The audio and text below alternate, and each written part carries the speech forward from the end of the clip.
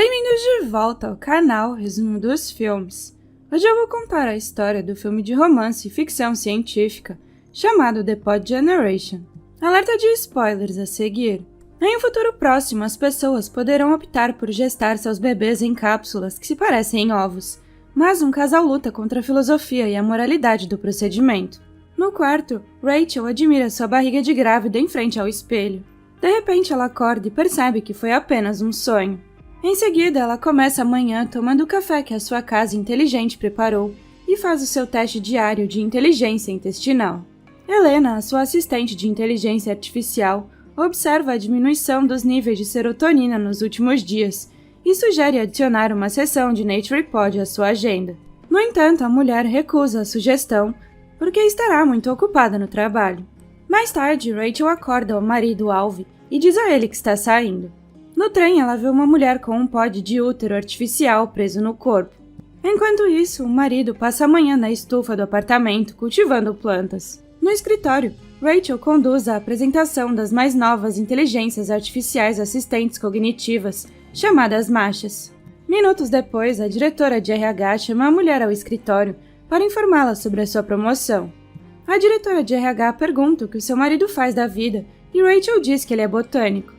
A mulher mais velha sugere que o casal pense seriamente em formar uma família, especialmente porque agora o centro de fertilidade pertence à empresa Pegasus. Ela acrescenta que a empresa cobrirá o pagamento da entrada caso Rachel e seu marido queiram engravidar. No escritório de Rachel, Marsha agenda uma sessão no NaturePod para ela na hora do almoço. De repente, ela recebe uma ligação do centro de fertilidade informando que uma vaga foi aberta e que gostariam que ela ligasse de volta para garantir a vaga e marcar uma visita. Quando ela liga de volta, eles combinam um passeio pelas instalações na quinta-feira. Em seguida, a mulher desfruta da sua calma sessão no NaturePod, onde sonha em segurar um bebê na praia. Na estufa do seu local de trabalho, os alunos de Alvy estão apreensivos em experimentar um figo de uma árvore, pois estão acostumados a comer alimentos fabricados por máquinas. Naquela tarde, Rachel conta à sua amiga Alice que ela e Alvy conseguiram uma vaga no centro de fertilidade. Feliz por sua amiga, Alice diz que elas deveriam comemorar a notícia com seus respectivos maridos. Mas Rachel admite que não sabe como proceder, já que nem sequer contou a Alvy que eles estavam na lista de espera. Depois do trabalho, Rachel fala com a sua terapeuta de inteligência artificial, Elisa, que pergunta por que ela não disse a Alvy que estava na lista de espera. A mulher diz que é porque está preocupada com a reação do marido, já que ele quer ter um filho natural. No entanto, a inteligência artificial garante a ela que mesmo que o bebê cresça dentro de uma cápsula artificial, ele não será menos natural do que um nascido dentro de um útero humano. Mais tarde, em um bar de respiração, Alice diz à amiga que precisa contar a Alvy sobre o centro de fertilidade antes de quinta-feira. No apartamento, a esposa está prestes a iniciar a conversa, mas o marido conta como seus alunos ficaram inicialmente apreensivos com a interação com a natureza, mas acabaram se abrindo para a experiência. Ele acrescenta que o mundo se desintegrou quando as empresas começaram a tratar a natureza como uma mercadoria, deixando as pessoas emocionalmente famintas. Na quinta-feira, Rachel participa da excursão sozinha. Os clientes assistem a um vídeo do fundador da Pegasus, falando sobre como ele fundou a empresa para permitir que as mulheres tenham carreiras próprias, que não sejam prejudicadas por gestações trabalhosas, e ao mesmo tempo para lidar com o declínio da taxa de natalidade nos países de primeiro mundo.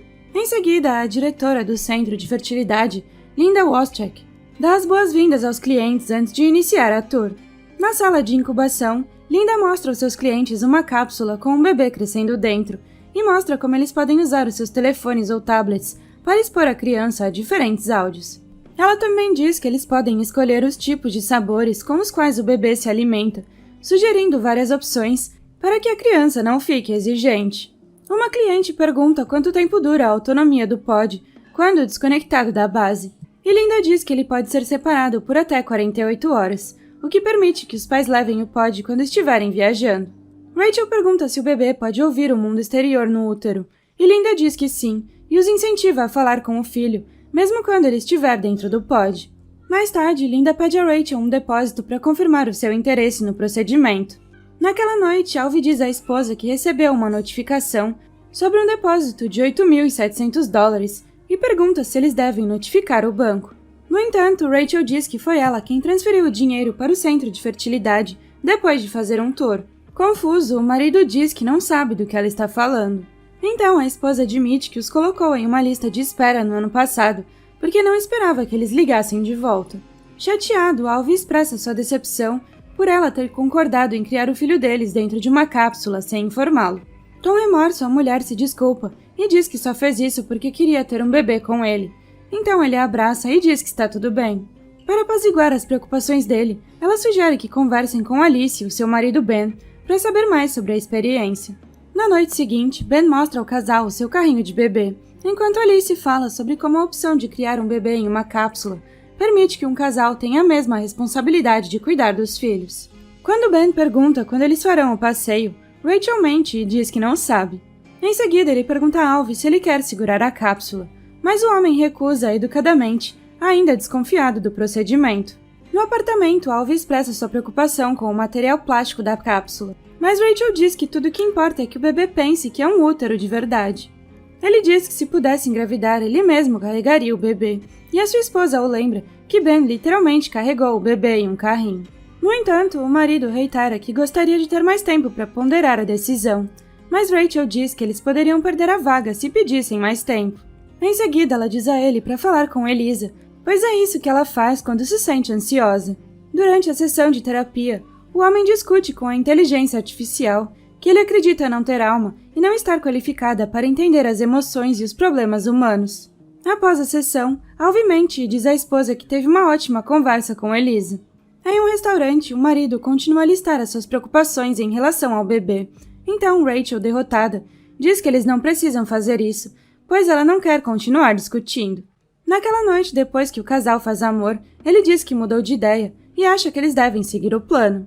Ela pergunta por quê, e Alvy diz que é porque ele pode ver o quanto isso é importante para ela.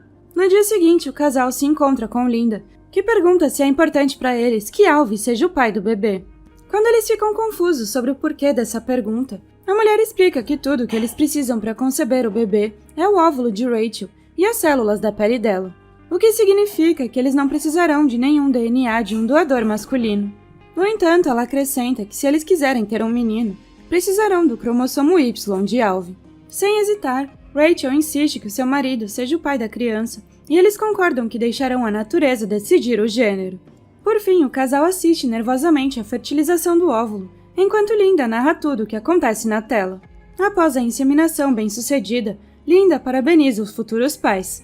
Minutos depois, uma funcionária lhes mostra o zigoto dentro de um recipiente. No apartamento, o casal recebe uma ligação dos pais de Rachel, e o pai dela diz a Alvy para pensar em vender a sua propriedade em Shell Island, pois eles poderiam usar o dinheiro para o futuro do bebê. Ciente de como se sente em relação ao assunto, a esposa diz ao pai para deixar o assunto de lado. Nos dias seguintes, Rachel tem acesso ao progresso do bebê em seus aparelhos e também os usa para alimentar a criança. Certa noite, Alvy tenta iniciar a relação sexual, mas a esposa pede educadamente que ele lhe dê algumas semanas, já que está preocupada com o bebê. No dia seguinte, Rachel pergunta ao marido se ele quer se juntar a ela para ouvir o feto, mas ele diz que eles não ouvirão nada, já que se passaram apenas alguns dias e o feto ainda não está formado. Mais tarde, ela pergunta à enfermeira se pode ver o bebê porque a janela não abre, e a enfermeira explica que eles mantêm o embrião em completa escuridão durante as primeiras 7 semanas, ou até que o primeiro batimento cardíaco seja detectado. De repente, uma das cápsulas emite um bip e a enfermeira diz que está pronta para o parto. Ela acrescenta que o dispositivo detecta proteínas e hormônios especiais no líquido amniótico, indicando que o bebê está pronto. Quando Rachel pergunta qual é a data prevista para o parto, a enfermeira diz que é apenas uma estimativa, pois a natureza ainda sabe o que é o melhor. Naquela noite, Rachel sonha em fazer uma cesariana. No dia seguinte, ela conta a Elisa sobre os sonhos estranhos que vem tendo ultimamente, e a inteligência artificial a lembra que os sonhos não são confiáveis. Semanas depois, o casal ouve os batimentos cardíacos do bebê, e Linda informa que eles podem levar a cápsula para casa por 2 semanas, aos 6 meses de gestação. Em seguida, eles abrem a minúscula janela de visualização e olham para o embrião. Meses depois, Alvy vê o quarto do bebê que Rachel decorou e sugere colocar uma planta viva. No entanto, a esposa acha melhor que ele crie uma versão em holograma. Ofendido, o homem sai do quarto e sua esposa o segue. Ela diz que talvez seja uma boa ideia vender a propriedade em Shell Island, como o pai sugeriu, já que eles nunca vão para lá. Alvy argumenta que é porque ela nunca quer ir, e ela diz que eles não precisam ir porque a cidade tem cápsulas naturais. Mesmo assim, o marido insiste que não criará o seu filho tendo as cápsulas como única experiência com a natureza. Na piscina pública, Rachel observa com curiosidade uma mulher grávida. No vestiário, a mulher pega a mão de Rachel e a coloca em sua barriga para que ela possa senti-la chutando. Naquela noite, Alvy vê a cápsula do bebê na sala de estar e sua esposa diz que a trouxe para casa para passarem um tempo com ele. Ela acha que passar esse tempo com ele em seu apartamento pode lhes fazer bem.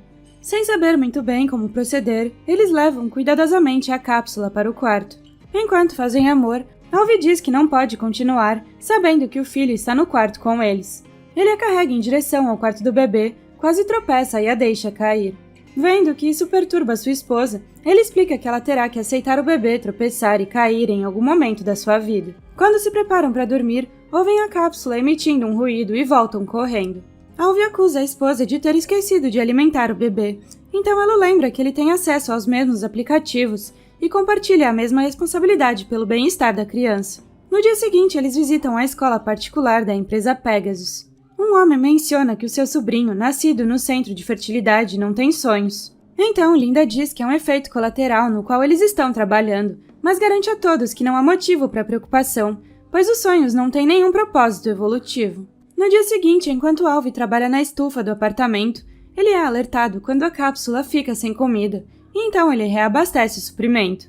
Em seguida, ele permite que o bebê ouça os sons das baleias antes de abrir a janela para poder ver a criança. No escritório, Masha menciona a diminuição da produtividade de Rachel nos últimos dias. No apartamento, Alvy prende o bebê em seu corpo usando um porta-bebês. Nas semanas seguintes, o homem passa a maior parte do tempo levando a cápsula por toda a cidade, enquanto lê livros em voz alta para que o bebê possa ouvi-lo. Depois da aula, o chefe de Alvy lhe diz que eles decidiram reduzir o tamanho da estufa porque a manutenção custa muito dinheiro. O homem mais velho diz que eles podem substituir as plantas reais por hologramas, o que irrita o botânico. Naquela noite, o marido se emociona enquanto assiste a um documentário sobre pinguins. De repente, Rachel abre a possibilidade de trazer a cápsula de volta para a instalação antes do previsto, mas o marido diz que tê-la em casa tem sido ótimo. No dia seguinte, ao limpar a cápsula, Rachel encontra sujeira nos cantos e fendas. Na casa de Alice, Rachel diz às amigas que teme que o marido seja imprudente com a cápsula, mas as mulheres garantem que ele está apenas empolgado em ser pai. Naquela noite, ela sonha que a cápsula não está mais ao seu lado, então ela procura freneticamente no quarto, mas quando fica em frente ao espelho, vê a sua barriga de grávida. Dias depois, Alvy diz que recebeu livros da sua mãe sobre terapia do apego, que é a crença de que passar tempo com o bebê ajuda a criança a desenvolver empatia. Rachel argumenta que o objetivo de ter um bebê de cápsula é o distanciamento, então o marido diz que reconhecer ideologias diferentes é saudável. Segundos depois, a esposa fala sobre como não está se sentindo bem e pede que falem com Elisa. Durante a sessão de terapia, Rachel diz à inteligência artificial que eles estão tendo dificuldades para se adaptar, porque tudo parece girar em torno da cápsula. Ela acrescenta que o marido está conseguindo criar laços com o bebê, mas ela não. Alvy acha que ela precisa de mais tempo sozinha com o bebê, mas ela argumenta que talvez não esteja pronta para ser mãe. Assim, nos dias seguintes, Rachel carrega o bebê em um carrinho, mas se sente constrangida com o que as pessoas pensam quando a veem em público. Um dia, ela leva a cápsula para uma reunião de trabalho.